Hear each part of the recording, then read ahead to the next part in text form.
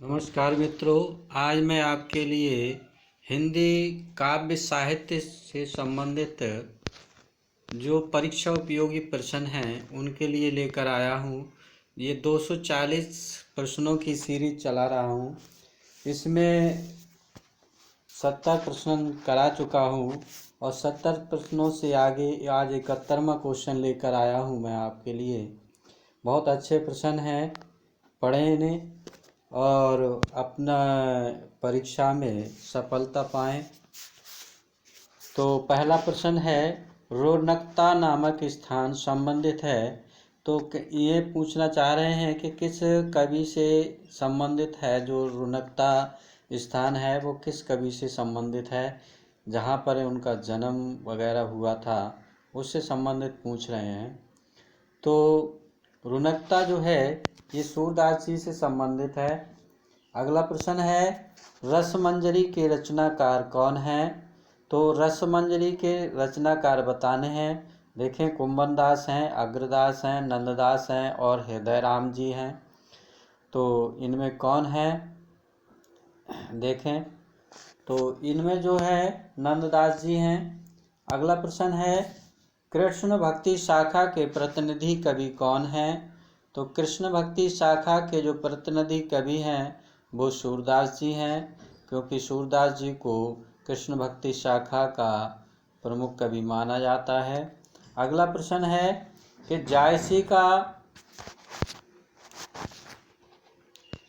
जायसी का पद्मावत किस भाषा में लिखा गया। तो ये जो लिखा गया है ये अवधी भाषा में लिखा गया है। अगला प्रश्न है, निम्नलिखित में से कौन सा ग्रंथ भक्ति काल का है। पृथ्वीराज रासो, साकेत, विनय पत्रिका, कामायनी। तो साकेत जो है मैथिली शरण गुप्त जी की है, पृथ्वीराज रासो चंद्रवरदाई जी की है, कामायनी जयशंकर प्रसाद जी की है और विनय पत्रिका तुलसीदास जी की है। जो कि तुलसीदास जी भक्ति काल के कवि हैं, तो ये भक्ति काल में लिखा गया है। अगला प्रश्न है, निम्नलिखित में छायावादोत्तर कवि कौन है। हरिऔंध, अयोध्या सिंह उपाध्याय हरिऔंध इनका पूरा नाम है। मैथिली शरण गुप्त, महादेवी वर्मा, आज्ञे कौन है इनमें। तो इनमें जो हैं वो हैं छायावादोत्तर कवि जो हैं वो हैं आज्ञेय जी। अगला प्रश्न है, निम्नलिखित में कौन कवि रीति मुक्त काव्यधारा का है। चिंतामणि, केशवदास, ठाकुर, देव। तो देखें, बोधा, ठाकुर है, ये जो है ठाकुर जो है ये रीति मुक्त काव्यधारा के कवि हैं। राम भक्ति शाखा के कवि नहीं हैं। तुलसीदास जी, अग्रदास जी, नावादास जी, नंददास जी। तो नंददास जी कृष्ण भक्ति शाखा के हैं, इसलिए ये आंसर सही है। ये नंददास जी वल्लभाचार्य के पुत्र विट्ठलनाथ जी के शिष्य थे और विट्ठलनाथ जी के जो 4 शिष्य थे उनमें ये प्रमुख थे। अगला है, निम्नलिखित में राम भक्ति शाखा के कवि कौन नहीं हैं।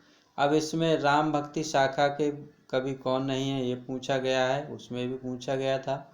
तुलसीदास, अग्रदास, नावादास, चतुर्भुजदास। तो ये जो चतुर्भुजदास जी हैं ये नहीं हैं, ये कृष्ण भक्ति शाखा के हैं। गोस्वामी तुलसीदास के बचपन का नाम था है। तो गोस्वामी तुलसीदास जी के बचपन का नाम आत्माराम था। अगला प्रश्न है, शूकर खेत नामक स्थान संबंधित है। तो शूकर खेत नामक स्थान संबंधित है तुलसीदास जी से। अगला प्रश्न है, भक्ति काल का काव्य नहीं है। भक्ति काल का काव्य नहीं है पद्मावत, रामचरितमानस, सूरसागर। तो पृथ्वीराज रासो भक्ति काल का नहीं है, ये आदि काल का है।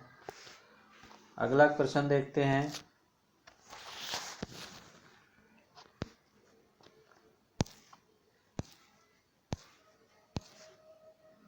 अगला प्रश्न है, नवधा भक्ति के प्रकार हैं। नवधा भक्ति के कितने प्रकार हैं? 1 है, 3 है, 8 है, 9 है। तो देखें जैसे कि शब्द से ही पता चल रहा है, नवधा 9 यानी कि 9, तो 9 प्रकार हैं नवधा भक्ति के। नवधा भक्ति के 9 प्रकार हैं।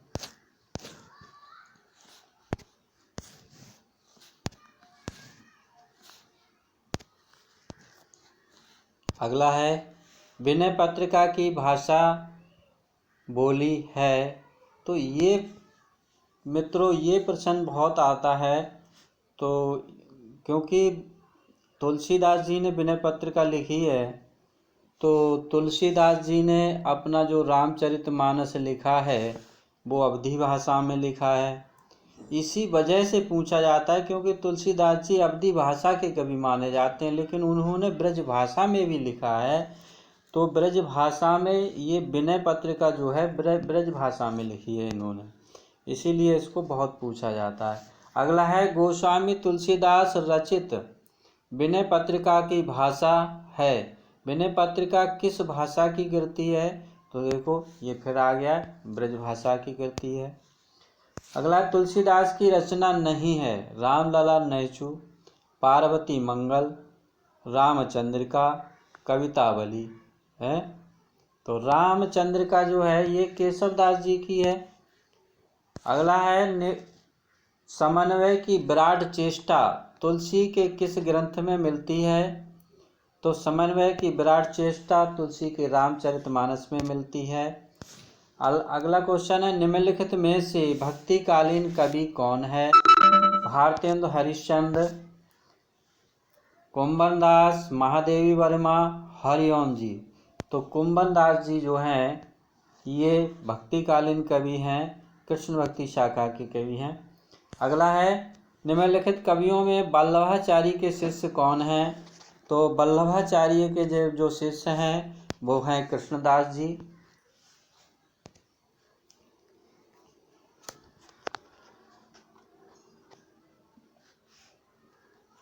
अगला प्रश्न देखें। अगला प्रश्न है, निम्नलिखित में से किसे खड़ी बोली का प्रथम कवि माना जाता है? अब्दुल रहमान, नरपति नल, अमीर खुसरो, धनपाल, किसे माना जाता है? तो इसमें जो है अमीर खुसरो जी को खड़ी बोली का प्रथम कवि माना जाता है। कृष्ण काव्यधारा के कवि नहीं हैं। नंददास, चतुर्भुज दास, सूरदास, लालदास। तो लालदास जी जो हैं ये कृष्ण काव्यधारा के कवि नहीं हैं। अगला, निम्नलिखित में से कौन कृष्ण भक्ति शाखा के कवि नहीं है? सूरदास, नंददास, नावादास, रसखान।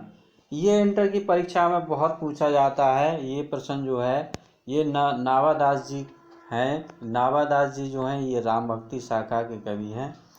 निम्नलिखित में से किस पुस्तक के रचनाकार जयशंकर प्रसाद हैं? झरना, दीपशिखा, द्रौपदी, उर्वशी। तो झरना के जो है जयशंकर प्रसाद जी हैं। अगला है, कामायनी निम्नलिखित में से कौन सी रचना भक्ति काल में लिखी गई? तो साहित्य लहरी सूरदास जी ने लिखी है, तो ये भक्ति काल में लिखी गई। अगला प्रश्न है, हिंदी साहित्य के इतिहास में निम्नलिखित में से किस काल को स्वर्ण युग कहा जाता है? यानी कौन से काल को स्वर्ण युग कहा जाता है? तो भक्ति काल को स्वर्ण युग कहा जाता है। अगला है, प्रगतिशील लेखक संघ की स्थापना कब हुई? प्रगतिशील लेखक संघ का प्रथम अधिवेशन कब हुआ था? तो इसका जो आंसर है वो है सन 1936, और इसके जो अध्यक्ष थे वो थे प्रेमचंद जी। अगला प्रश्न है, कृष्ण काव्यधारा के प्रतिनिधि कवि हैं मीरा, रसखान, परमानंद दास, सूरदास। तो सूरदास जी प्रतिनिधि कवि माने जाते हैं। उर्वशी के रचनाकार कौन है? उर्वशी का ये बहुत प्रसिद्ध रचना है, ये रामधारी सिंह दिनकर जी की रचना है।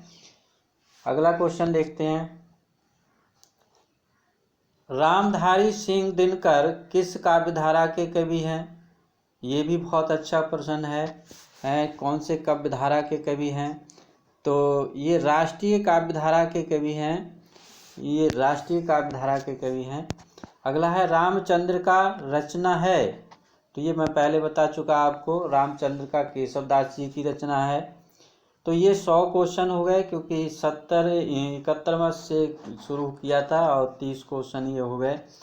और यदि ये प्रश्न आपको पसंद आए हो तो चैनल को सब्सक्राइब करें, लाइक करें और बेल आइकन दबा दें, ताकि आपको आने वाली वीडियो तुरंत प्राप्त हो जाए। और आज के लिए इतना ही, कल आपके लिए फिर लेकर आएंगे। नमस्कार।